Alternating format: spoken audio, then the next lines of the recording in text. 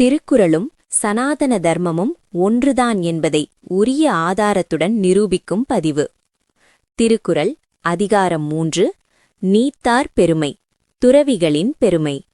இந்த அதிகாரம் சனாதன தர்மத்தின் 4வது ஆசிரமமான சந்நியாச தர்மம் மற்றும் உலகப் பற்றுகளை துறந்த மகான்களின் வலிமையை பற்றி பேசுகிறது.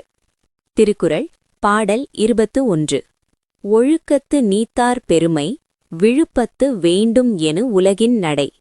விளக்கம்: தத்தமக்குரிய ஒழுக்கத்தில் நிலை நின்று உலகப் பற்றுகளை துறந்த மகான்களின் பெருமையே இந்த உலகத்தின் மேலான சிறப்புகள் எல்லாவற்றையும் விட மிக உயர்ந்ததாக போற்றப்படுகிறது. மகாபாரதம் சாந்தி பர்வம் அத்தியாயம் 269 ஸ்லோகம் 5. யத் சர்வபூதேப்யோ தக்ஷிணம் அப்யமுதாஹ்ருதம் அபயம் சர்வபூதேப்யோ தத் தானம் அனுத்தமம். அனைத்து உயிர்களுக்கும் அஞ்சத்தகாத நிலையை அபயம் அளித்து உலக ஆசைகளைத் துறந்த ஒரு சந்நியாசியின் நிலையே மிக உயர்ந்தது. அத்தகைய துறவிகளே உலகிற்கு வழிகாட்டிகள் என்பது இதன் பொருள். மனுஸ்மிருதி அத்தியாயம் 6 ஸ்லோகம் 96. அனேன விதினா சர்வான் த்யக்த்வா சங்கான் செனை சர்வத்வந்த்வ வினிர்முக்தோ பிரம்மண்யேவ அவதிஷ்டதே.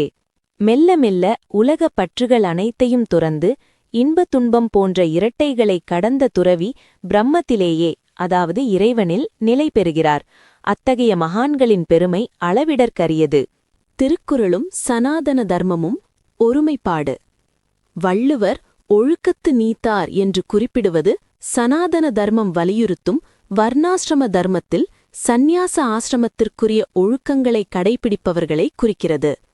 உலக ஆசைகளைத் துறந்த முனிவர்களே சமூகத்தின் தலைசிறந்த வழிகாட்டிகளாக கருதப்பட வேண்டும் என்ற சனாதன பார்வையை இக்குறள் உறுதிப்படுத்துகிறது. இக்குறள் இறந்தவர்களின் எண்ணிக்கையை கணக்கிடுவது எப்படி இயலாததோ அதேபோல் பற்றுக்களை துறந்தவர்களின் பெருமையை கணக்கிடுவதும் இயலாது என்பதை விளக்குகிறது. திருக்குறள் பாடல் 22. துறந்தார் பெருமை துணை கூறின் வையத்து இறந்தார் எண்ணிக்கை தவறு. விளக்கம்: பற்றுக்களை துறந்த முனிவர்களின் பெருமைக்கு அளவுகோல் கூறி அளக்க முற்படுவது இவ்வுலகில் இதுவரை பிறந்து இறந்தவர்களின் எண்ணிக்கையை கணக்கிட முயல்வதைப் போன்றது. அது முடியாத காரியம். மகாபாரதம் சாந்தி பர்வம் அத்தியாயம் 244 ஸ்லோகம் 18. ஏ து த்யக்த்வா ஆமிஷம் சர்வம் சாந்தாக பிரஷம்ய சேதசஹ தேஷாம் கதிஹி ந ஜானாதி தேவாக சேந்திராக சமாதயஹ. உலக ஆசைகளாகிய புலன் இன்பங்களை முழுமையாகத் துறந்து சாந்தமான மனதுடன் விளங்கும் அந்த மகாத்மாக்கள் அடையும் உன்னத நிலையை இந்திரன் உள்ளிட்ட தேவர்களாலும் கூட முழுமையாக அறிந்து அளவிட முடியாது. மனுஸ்மிருதி அத்தியாயம் 6 ஸ்லோகம் 39. யஸ்மாத் அணுமபி பூதேப்யோ ந பயம் ஜாயதே க்வச்சேத் தஸ்ய தேஹாத் விமுக்தஸ்ய பயம் நாஸ்தி குதஸ்சன. எந்த ஒரு துறவியால் மற்ற உயிர்களுக்கு சிறிய பயம் கூட உண்டாவதில்லையோ அத்தகைய துறவியின் பெருமை அனந்தமானது. அவர் உடலை துறந்தபின் அடையும் மோட்ச நிலையின் மகிமையை எவராலும் அளவிட முடியாது. திருக்குறளும் சனாதன தர்மமும் ஒருமைப்பாடு.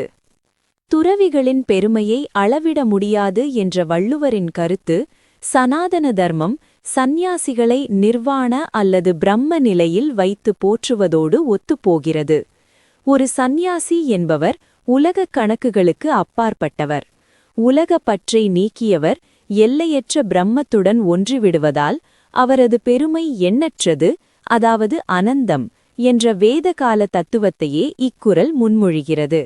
இக்குறள் இருபிறப்பாளர்களாகிய அந்தணர்களின் தர்மத்தையும் பற்றுக்களை துறந்தவர்களின் சிறப்பையும் விளக்குகிறது. திருக்குறள் பாடல் 23. இருமை வகை தெரிந்து ஈண்டு அறம் பூண்டார் பெருமை பிறங்கிற்று உலகு. விளக்கம்: பிறப்பு இறப்பு என்னும் இரண்டின் தன்மைகளையும் அல்லது இம்மை மறுமை பயன்களையும் ஆராய்ந்து அறிந்து இப்பொழுதே ஆசைகளைத் துறந்து அறநெறியை மேற்கொண்டவர்களின் பெருமையே இவ்வுலகில் உயர்ந்து விளங்குகிறது. மகாபாரதம் பீஷ்ம பர்வம் அத்தியாயம் 24 ஸ்லோகம் 11. யன்னிபோத சமாசேன த்வக்ஷரத்வம் உபாகதம் த்யக்த்வா கர்மபலம் சங்கம் யோகயுக்தோ முனிர்பவேத். பயன்களில் பற்றை விடுத்து கர்மங்களின் இரட்டைத் தன்மையை, அதாவது நன்மை தீமை இம்மை மறுமை அறிந்து யோகத்தில் நிலை பெற்றுள்ள முனிவனே உண்மையான மேன்மையைப் பெறுகிறான். அத்தகைய ஞானியால் உலகம் பிரகாசிக்கிறது. மனுஸ்மிருதி அத்தியாயம் 12 ஸ்லோகம் 88. இஹ ச ஆமுத்ர ச ஏவ அனிஷ்டம் த்யக்த்வா கர்மபலம் சுபம் யோ அப்யஸ்யதி பிரம்மவித்யாம் ச சர்வசுகம் அச்னுதே. இம்மை இவ்வுலகம், மறுமை மேலுலகம் ஆகிய இரண்டின் பலன்களையும் உணர்ந்து பற்றுக்களை துறந்து பிரம்ம வித்யை, அதாவது இறை ஞானத்தை பயில்பவன் எல்லா இன்பங்களையும் விட மேலான மோட்சத்தை அடைகிறான். திருக்குறளும் சனாதன தர்மமும். ஒருமைப்பாடு. வள்ளுவர் இங்கு இருமை வகை தெரிந்து என்று குறிப்பிடுவது சனாதன தர்மத்தின் விவேகம் எனும் தத்துவமாகும். அதாவது எது நிலையானது எது நிலையற்றது என்று பகுத்தறிந்து பார்ப்பது. இம்மை மறுமை பலன்களை ஆராய்ந்து ஆசைகளை துறப்பதே சந்நியாசம். சனாதன தர்மம் கூறும் இந்த ஞான மார்க்கத்தையே வள்ளுவர் அறம் பூண்டார் பெருமை என்று போற்றுகிறார். திருக்குறள் பாடல் 24. உரனென்னும் தோட்டியான் ஓரைந்தும் காப்பான் வரனென்னும் வைப்பிற்கோர் வித்து. விளக்கம். அறிவு திண்மை என்னும் அங்குசத்தைக் கொண்டு ஐம்புலன்கள் என்னும் யானைகளை தன்வசப்படுத்தி அடக்கிக் காப்பவன் மேலான வீட்டுலகம் என்னும் நிலத்திற்கு ஒரு சிறந்த விதையாவான். மகாபாரதம் பீஷ்ம பர்வம் அத்தியாயம் 28 ஸ்லோகம் 26. யதோ யதோ நிஸ்ஸரதி மனஸ்சஞ்சல மஸ்திரம் ததஸ்ததோ நியம் எய்தத் ஆத்மன்யேவ வசம் நயேத். சஞ்சலமானதும் நிலை இல்லாததுமான மனம் எந்தெந்த புலன் வழியாக வெளியே ஓடுகிறதோ அந்தந்த புலன்களிலிருந்து அதை தடுத்து நிறுத்தி ஆத்மாவிலேயே தன் வசமாக நிலைநிறுத்த வேண்டும். இவ்வாறு புலன்களை அடக்குபவனே மேன்மை அடைகிறான். மனுஸ்மிருதி அத்தியாயம் 2 ஸ்லோகம் 88. இந்திரியாணாம் விசரதாம் விஷயேஷ்வ அபஹாரிஷு சம்யமே யத்னமாதிஷ்டேத் வித்வான் யந்தேவ வாஜினாம். கவர்ச்சிகரமான புலனின்பங்களை நோக்கி ஓடுகின்ற ஐம்புலன்களையும் ஒரு தேரோட்டி தனது குதிரைகளை அடக்கி ஆழ்வது போல அறிவாளி அல்லது துறவி தன் வசப்படுத்த வேண்டும். புலனடக்கமே முக்திக்கான வழி. திருக்குறளும் சனாதன தர்மமும். ஒருமைப்பாடு. வள்ளுவர் ஐம்புலன்களை யானைகளாகவும் அறிவை அவற்றை அடக்கும் அங்குசமாகவும் உருவகப்படுத்துகிறார். இது சனாதன தர்மத்தின் இந்திரிய நிக்கிரகம் என்ற புலனடக்கமும் கதோபனிடதத்தில் கூறப்படும் இந்திரிய அஸ்வ என்ற புலன் குதிரைகள் உருவகத்தோடு முற்றிலும் ஒத்துப்போகிறது. ஐம்புலன்களை அடக்குபவனே முக்திக்கு தகுதியானவன் என்ற கருத்து இரு நெறிகளிலும் ஆணித்தரமாக பேசப்படுகிறது. இக்குறளில் ஐம்புலன்களை அடக்கி வெற்றி கண்ட துறவியின் வலிமைக்குச் சான்றாக இந்திரனை வள்ளுவர் குறிப்பிடுகிறார். குறள் 25. ஐந்தவித்தான் ஆற்றல் அகழ்விசும்புளார் கோமான் இந்திரனே சாலும் கரி. விளக்கம். ஐம்புலன்களையும் அடக்கி வென்ற துறவியின் ஆற்றலுக்கு அகன்ற வானுலகிற்கு தலைவனான இந்திரனே போதுமான சாட்சியாவான். இந்திரன் கௌதம முனிவரின் சாபத்திற்கு ஆளான புராண நிகழ்வை இது குறிப்பால் உணர்த்துகிறது. மகாபாரதம் அனுசாசன பர்வம் அத்தியாயம் 34 ஸ்லோகம் 26. ஏஹி தேபாஸ்ம தேவேந்திரம் அசக்ரித் சமரேஷு வை பராஜிதஞ்ச ஜைனஞ்ச ரிஷேஹ் சக்கியேன ராக்ஷவம்.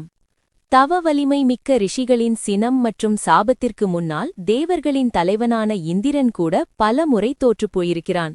புலன்களை அடக்கி தவம் செய்பவர்களின் ஆற்றல் இந்திரனை விடவும் வலிமையானது என்பது இதன் கருத்து. யாஜ்ஞவல்க்ய ஸ்மிருதி பிராயச்சித்த அத்தியாயம் ஸ்லோகம் 282 சாராம்சம். தபசா பிராப்யதே சர்வம் யத் கிஞ்சித் துரதிக்ரமம் இந்திரியாணாம் ஜயேனைவ தேவேந்திரோ அபி விஜித்யதே. அடைவதற்கு அரியது எதுவாக இருந்தாலும் அதை தவத்தினால் அடையலாம். ஐம்புலன்களை வெற்றி கொண்ட ஒருவன் தனது தவ வலிமையால் தேவேந்திரனின் பதவியை கூட அடையலாம் அல்லது வெல்லலாம். திருக்குறளும் சனாதன தர்மமும் ஒருமைப்பாடு. இக்குறளில் வள்ளுவர் நேரடியாக இந்திரன் மற்றும் விசும்புலார் கோமான் என்ற பதங்களை பயன்படுத்துகிறார். இது சனாதன தர்மத்தின் புராண மற்றும் வேத கருத்துகளை அவர் அப்படியே ஏற்றுக்கொள்வதை காட்டுகிறது. புலன்களை அடக்கத் தவறியதால் இந்திரன் அடைந்த சிறுமையும், புலன்களை அடக்கியதால் கௌதவர் போன்ற முனிவர்கள் அடைந்த பெருமையும் சனாதன தர்மத்தின் அடிப்படை கதைகளாகும். மகான்களின் தவ வலிமைக்கு முன்னால் தேவர்களின் பதவியும் அதிகாரமும் சிறியது என்பதே இரு நெறிகளும் கூறும் உண்மை. இக்குறள் உலகியல் மனிதர்களுக்கும் உயர்ந்த துறவிகளுக்கும் இடையே உள்ள அடிப்படை வேறுபாட்டை விளக்குகிறது. திருக்குறள் பாடல் 26. செயற்கரிய செய்வார் பெரியர், சிறியர் செயற்கரிய செய்கலாதார். விளக்கம்: செய்வதற்கு மிகவும் கடினமான செயல்களை செய்து முடிப்பவர்கள் பெரியோர், துறவிகள் அல்லது மகான்கள். அத்தகைய கடினமான செயல்களை செய்ய முடியாதவர்கள் சிறியோர், உலக ஆசைகளில் உழல்பவர்கள். மகாபாரதத்தில் இணையான ஸ்லோகம். மகாபாரதம் சாந்தி பர்வம், அத்தியாயம் 261, ஸ்லோகம் 15. யத் துஷ்கரம் துராபம் ச துர்கமம் ச யதாஸ்திதம் தத் சர்வம் தபசா சாத்யம் தபோஹி துரதிக்ரமம். விளக்கம்: செய்வதற்கு எது அரியதோ, எதை பெறுவது கடினமோ, எது கடக்க முடியாத பாதையோ அவை அனைத்தையும் தவத்தினால் சாதிக்க முடியும். தவ வலிமையால் செயற்கரியவற்றை செய்பவர்களே சிறந்தவர்கள். மனுஸ்மிருதி அத்தியாயம் 11, ஸ்லோகம் 238. யத் துஷ்கரம் யத் துராபம் யத் துர்கம் யச்ச துஸ்தரம் தத் சர்வம் தபசா சாத்தியம் தபோஹி துரதிக்ரமம். இவ்வுலகில் எட்ட முடியாத உயரிய நிலையை எய்துவதும் புலன்களை ஒடுக்கி தவம் செய்வதும் சாதாரண மனிதர்களுக்கு செயற்கரிய செயலாகும். இதை செய்பவர்களே மேலானவர்கள். திருக்குறளும் சனாதன தர்மமும் ஒருமைப்பாடு. இங்கு செயற்கரிய செயல் என்பது சாதாரண உலகியல் வெற்றிகளை குறிக்கவில்லை. மாறாக மனம் மற்றும் புலன்களை ஒடுக்கி தவம் புரிந்து இறைநிலையை எய்துவதை குறிக்கிறது. சனாதன தர்மத்தில் மகான் அல்லது ரிஷி என்பவர்கள் இமயத்தைப் போன்ற மனதிடம் கொண்டவர்கள். பசி, தாகம், ஆசை ஆகியவற்றை வென்று தவம் செய்வது ஒரு மனிதனால் செய்யக்கூடிய மிகவும் கடினமான, அதாவது செயற்கரிய செயலாகும். இந்த ஆன்மீக சாதனையை செய்பவர்களே பெரியோர் என்ற சனாதன தத்துவத்தை வள்ளுவர் மிக எளிமையாக விளக்குகிறார். இக்குறள் புலன்களின் வழியே உலகை உணரும் நுட்பத்தையும் அதை வென்றவர்களின் ஞானத்தையும் விளக்குகிறது. திருக்குறள் பாடல் 27. சுவை, ஒளி, ஊறு, ஓசை, நாற்றம் என்றைந்தின் வகை தெரிவான் கட்டே உலகு. விளக்கம்: சுவை, ஒளி, ஊறு அதாவது தொடு உணர்வு, ஓசை, நாற்றம் அதாவது மணம் என்று சொல்லப்படும் 5 புலன்களின் தன்மைகளையும் அவற்றின் வழியாக வரும் இன்ப துன்பங்களை ஆராய்ந்து அறிந்தவனுடைய வசத்திலேயே இந்த உலகம் இருக்கும். மகாபாரதம் சாந்தி பர்வம், அத்தியாயம் 210, ஸ்லோகம் 34. ஷப்தஹ ஸ்பர்ஷஸ்ச ரூபம் ச ரசோ கந்தஸ்ச பஞ்சமஹ இந்திரியாணி பிருதக் தேவே ஞானானி ஏதானி பாரத. ஓசை, தொடுதல், உருவம் அதாவது ஒளி, சுவை மற்றும் மணம் ஆகிய 5ம் தனித்தனியான புலனறிவுகளாகும். இவை எவ்வாறு ஒருவனை பந்தப்படுத்துகின்றன அல்லது விடுவிக்கின்றன என்பதை அறிந்தவனே உண்மையான ஞானி. மனுஸ்மிருதி அத்தியாயம் 2, ஸ்லோகம் 92. ஏகாதசமனக சாபி ஸ்வகுணேனோபயாதிகம் யஸ்மின் ஜிகே ஜிதாவேதௌ பவதஹ பஞ்சகௌ கணௌ. சுவை, ஒளி முதலான 5 புலன் உணர்வுகளையும் அவற்றின் தலைவனான மனதையும் எவன் ஒருவன் வெல்கிறானோ அவன் இந்த உலகையே வென்றவனாகிறான். அந்த 5 வகைகளை அறிவதே ஆத்ம ஞானத்தின் தொடக்கம். திருக்குறளும் சனாதன தர்மமும். ஒருமைப்பாடு. வள்ளுவர் இங்கு குறிப்பிடும் வரிசை, சுவை, ஒளி, ஊறு, ஓசை, நாற்றம் என்பது சனாதன தர்மத்தின் சாங்கிய யோகத்தில் கூறப்படும் தன்மாத்திரைகள் என்ற தத்துவத்தோடு அப்படியே பொருந்துகிறது. நிலம், நீர், நெருப்பு, காற்று, ஆகாயம் ஆகிய பஞ்சபூதங்களின் நுணுக்கமான தன்மைகளே இந்த ஐந்தும் ஆகும். இவற்றை அடக்கி ஆள்பவன் ஜிதேந்திரியன் எனப்படுகிறான். உலகம் அவன் வசப்படும் என்பது அவன் உலக ஆசைகளுக்கு அடிமையாகாமல் உலகம் அவனது ஞானத்திற்கு அடிபணியும் என்ற சனாதன உண்மையை விளக்குகிறது. இக்குறள் உலகப் பற்றுகளைத் துறந்த மகான்கள், அதாவது நிறைமொழி மாந்தர் சொல்லும் சொல்லின் வலிமையைப் பற்றி விளக்குகிறது. திருக்குறள் பாடல் 28. நிறைமொழி மாந்தர் பெருமை நிலத்து மறைமொழி காட்டிவிடும். விளக்கம். பயன் நிறைந்த சொற்களைப் பேசும் ஆற்றல் கொண்ட மகான்களின் பெருமையை அவர்கள் உலகிற்கு வழங்கிய மறைமொழிகளே, அதாவது வேடங்கள் மற்றும் மந்திரங்களே சான்றாக நின்று காட்டிவிடும். மகாபாரதம் சாந்தி பர்வம் அத்தியாயம் 161 ஸ்லோகம் 10. யத் பிராமணாக சம்யக் கிதந்தி லோகே தத் தத் ததா நாவ்ருதமேவ சத்யம் மந்த்ராஸ்த ததா சத்யவச்சோபலேன பிரவர்த்தந்தே வை புருஷஸ்ய தேவ. சத்தியத்திலேயே நிலைத்து நிற்கும் மகான்கள் எதை சொல்கிறார்களோ அது உண்மையாகவே நடக்கும். அந்த மகான்களின் வாக்கு வலிமையே, அதாவது வாக்கு சித்தியே மந்திரங்களாக மாறி உலகை காக்கின்றன. மனுஸ்மிருதி அத்தியாயம் 11 ஸ்லோகம் 33. ஸ்ருதிர் அதர்வாங்கிரஸ்யுஹு குர்யாத் இத்ய விசாரயன் வாக் வை சாஸ்திரம் பிராமணஸ்ய தேன ஹன்யாதரீன் ஸ்வான். மகான்களின் சொல்லே சாஸ்திரமாகும், அதுவே மிக வலிமையான ஆயுதமும் ஆகும். அவர்கள் சொல்லும் மறைமொழிகள், மந்திரங்கள் எவ்வித சந்தேகமும் இன்றி பலிக்கக்கூடியவை. அத்தகைய சொல்லாற்றலே அவர்கள் பெருமைக்கு சான்று. திருக்குறளும் சனாதன தர்மமும். ஒருமைப்பாடு. வள்ளுவர் இங்கு மறைமொழி என்று குறிப்பிடுவது சனாதன தர்மத்தின் ஆதாரமான வேதங்களை மற்றும் மகான்களின் வாக்கு சித்தியை ஆகும். சனாதன தர்மத்தில் ரிஷிகள் என்பவர்கள் மந்திர திரிஷ்டாக்கள், அதாவது மந்திரங்களை கண்டறிந்தவர்கள்.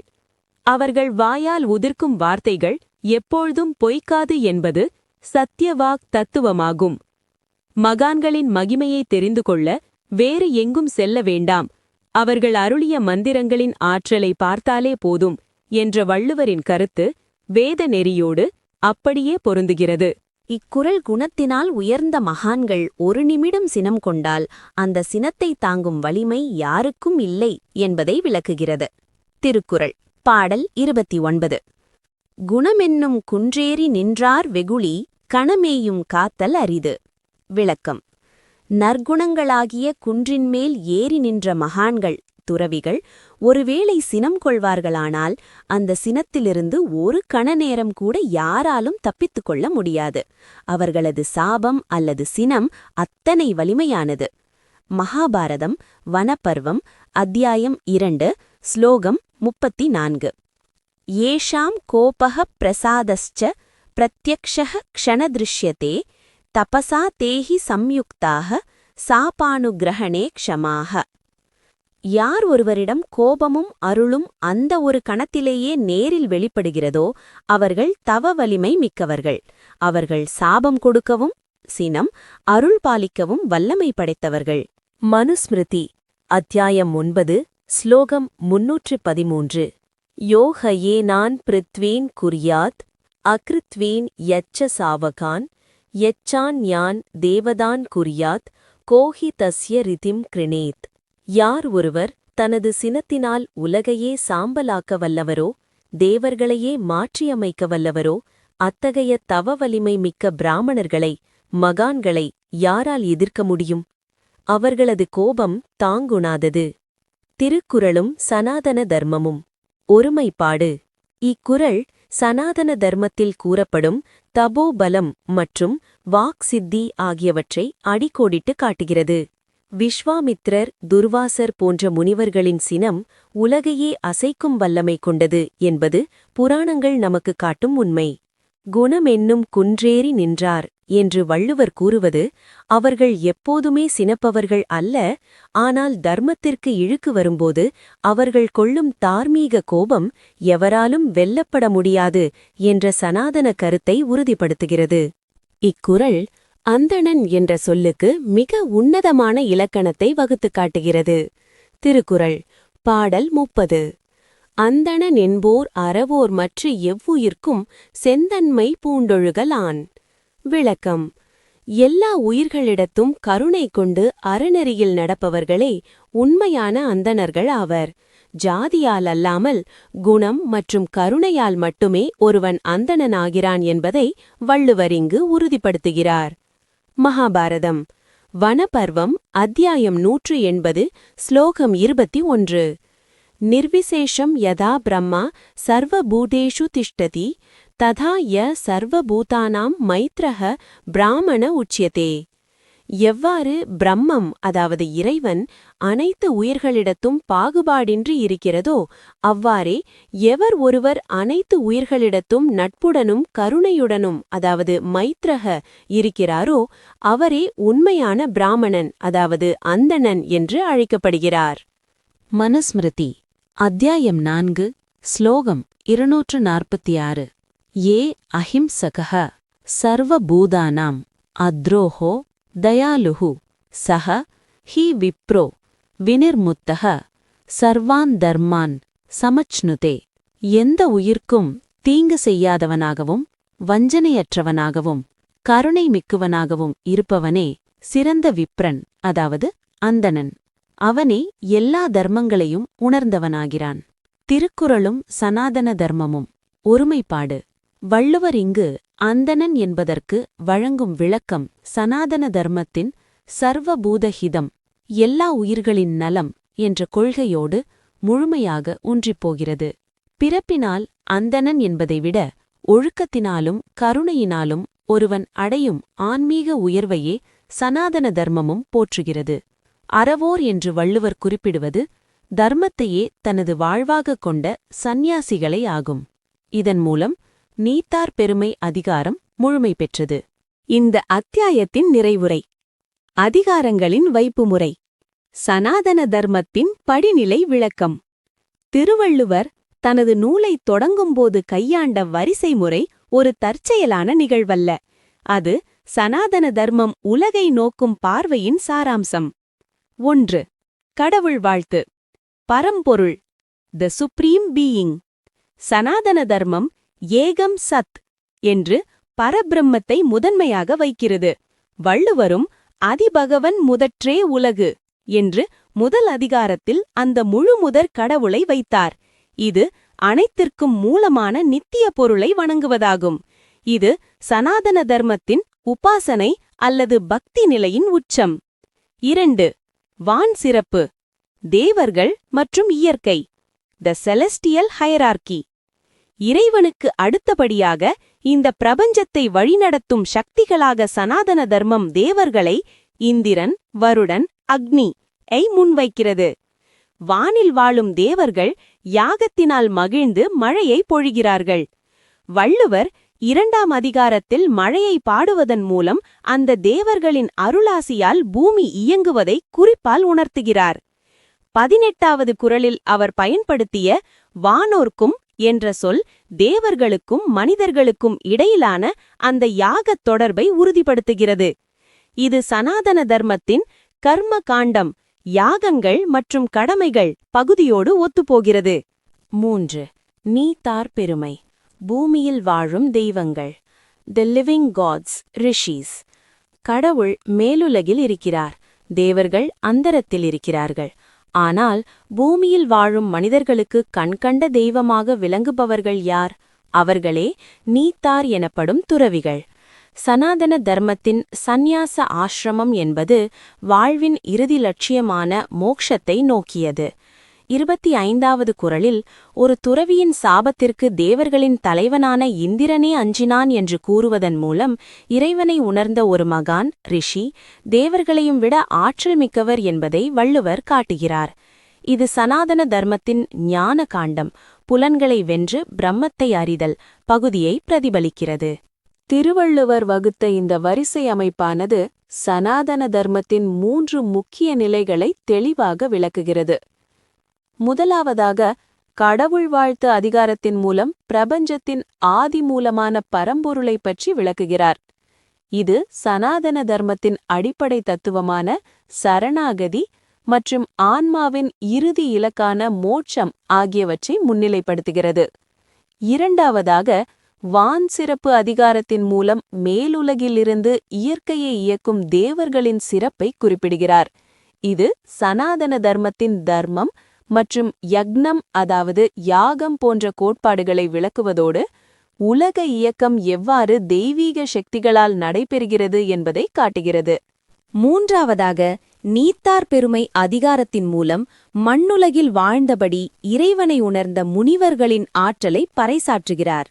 இது சனாதன தர்மத்தின் தவம், புலனடக்கம் மற்றும் வாக்கு சித்தி ஆகிய உயர்ந்த ஆன்மீக நிலைகளை எடுத்துரைக்கிறது. இவ்வாறு இறைவன், தேவர்கள் மற்றும் மகான்கள் ஆகிய மூவரையும் வரிசைப்படுத்தியதன் மூலம் சனாதன தர்மம் கூறும் பிரபஞ்ச படிநிலையை வள்ளுவர் அப்படியே உறுதிப்படுத்துகிறார். சனாதன தர்மத்துடன் ஒத்துப்போகும் முக்கிய புள்ளிகள். 1. இந்திரனின் சாட்சி. 25வது குறளில் இந்திரனை குறிப்பிட்டது வள்ளுவர் வேதகால புராணங்களை அங்கீகரித்தார் என்பதற்கு மிகப்பெரிய சான்று. அகல்யை கௌதமர் கதையில் இந்திரன் சாபம் பெற்றதை இது நினைவுபடுத்துகிறது. 2. மறைமொழி வேதங்கள். 28வது குறளில் மறைமொழி என்று அவர் குறிப்பிட்டது சனாதன தர்மத்தின் அடிப்படையான வேதங்களைத்தான். அந்த வேதங்களே மகான்களின் பெருமைக்கு சான்று என்கிறார். 3. அந்தணர் இலக்கணம். 30வது குறளில் அந்தணர் என்போர் எவ்வுயிர்க்கும் செந்தன்மை பூண்டொழுகுபவர் என்கிறார். இது வசுதைவ குடும்பகம், அதாவது உலகமே ஒரு குடும்பம் மற்றும் சர்வபூத தயா என்ற வேதக் கொள்கையின் நேரடி விளக்கம். முடிவுரை. இறைவன், அதாவது கடவுள், அவனது அருளாற்றலால் மழையை தரும் தேவர்கள், வானம், அத்தெய்வீகத்தை மண்ணில் நிலைநிறுத்தும் மகான்கள், நீத்தார், இந்த மூவரும் இணைந்ததே ஒரு முழுமையான தார்மீக சமூகம். வள்ளுவர் இந்த வரிசையின் மூலம் சனாதன தர்மம் கூறும் பிரபஞ்ச அமைப்பை மிகத் தெளிவாக நிலைநிறுத்தியுள்ளார். ஆயி உதவியுடன் தொகுத்து வழங்குவது சுவாமி வித்யானந்தா, கன்னியாகுமரி. வாட்ஸ்அப் குழுவில் இணைய வாட்ஸ்அப் தொடர்புக்கு 9789 374 109.